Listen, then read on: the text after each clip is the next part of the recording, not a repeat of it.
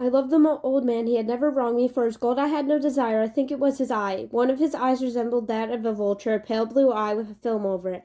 Whenever it fell upon me, my blood ran cold, and so by degrees, very gradually, I made up my mind to take the life of the old man, and thus rid myself of the eye forever.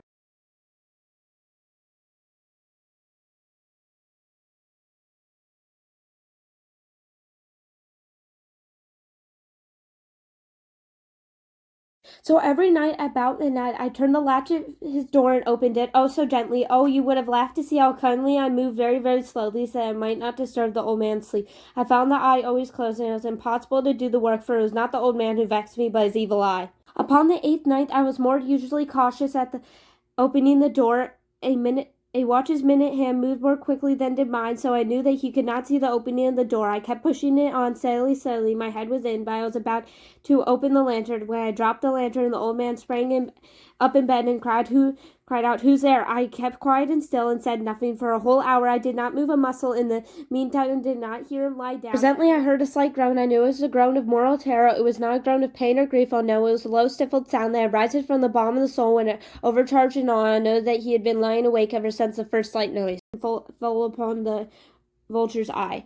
It was open, wide, wide open. I grew furious as I gazed upon it.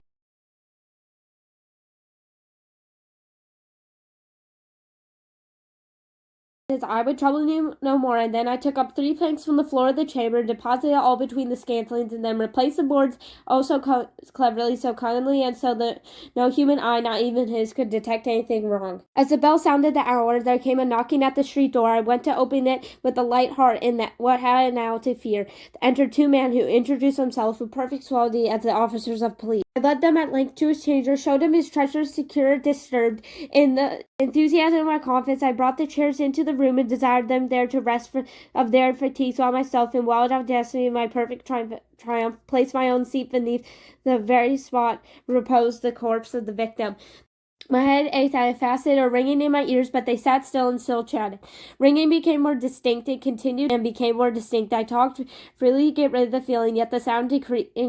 The chair upon where I had been sitting and grated upon the boards, but the noise arose all and continued increasing. It grew louder, louder, louder, and still the men chatted pleasantly and smiled. I could bear those hypocritical smiles no more. I felt that I must scream or die.